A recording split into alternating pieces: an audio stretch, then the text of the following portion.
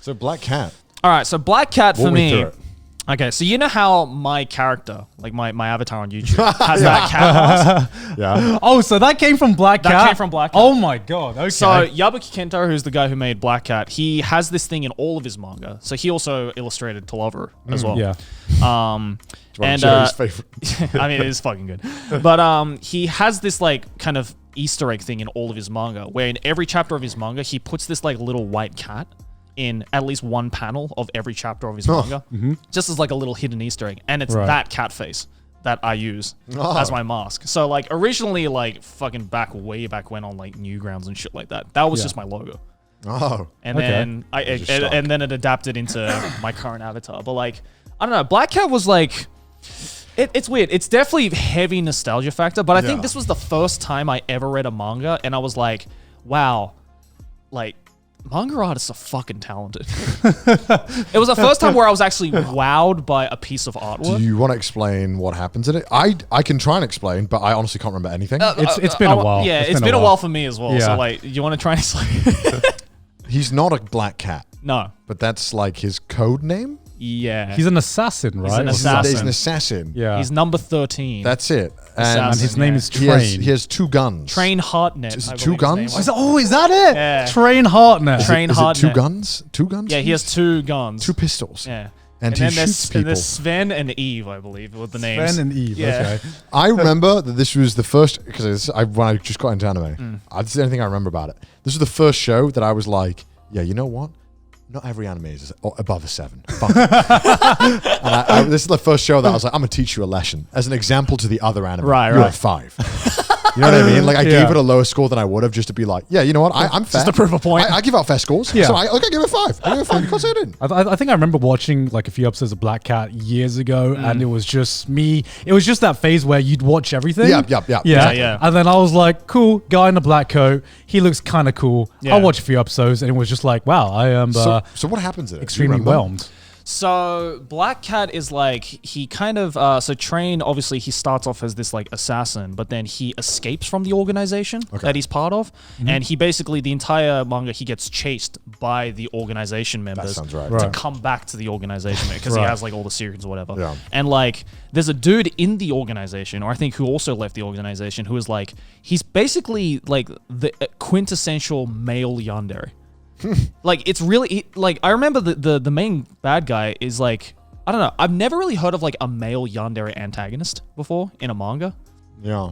especially in a shonen manga. I just realized out of context, you kind of sound like you're describing John Wick or something. It's like, and he left A the little organization and he's an assassin. He's an ex-assassin. Yeah. He's just gold coins for everything.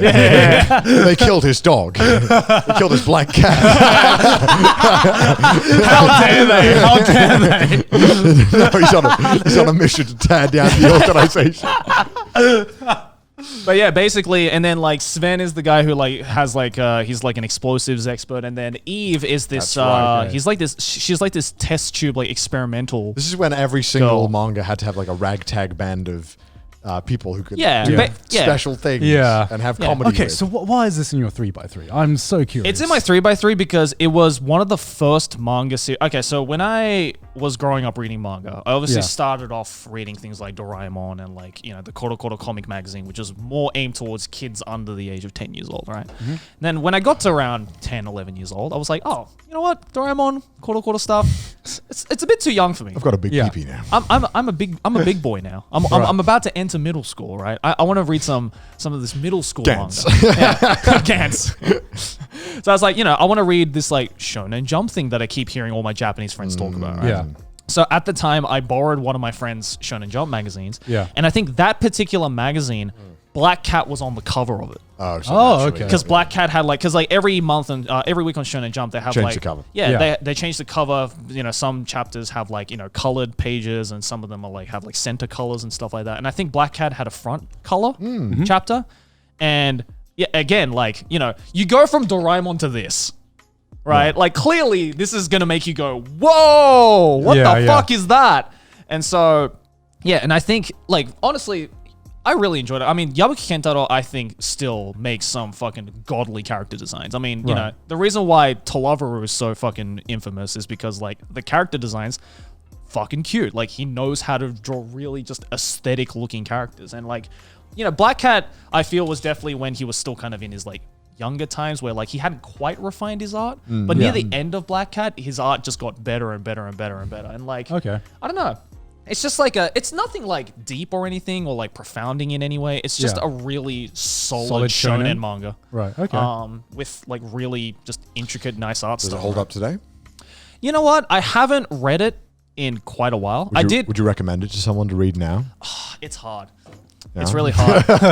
Because like, I don't know, because I'm obviously looking at the show, because this show is very personally important to me. Nostalgic goggles. It's very nostalgic. I'm obviously looking at this with like rose-tinted glasses. Yeah, right? yeah. So like, I don't know. Maybe if you're a fan of like Yabu Kentaro stuff, like if you liked, you know, what you saw in Toloveru. Okay. And want like that with action. Does the story kind of wrap up? Does it have a good conclusion? Yeah, it does actually. It has a really nice conclusion. And like the final fight with like the male yandere antagonist, who is a really fucking interesting character. And the powers and everything are like super cool. Yeah. Yeah, I don't know. It's just like a really solid Shonen Jump manga that's like very inoffensive.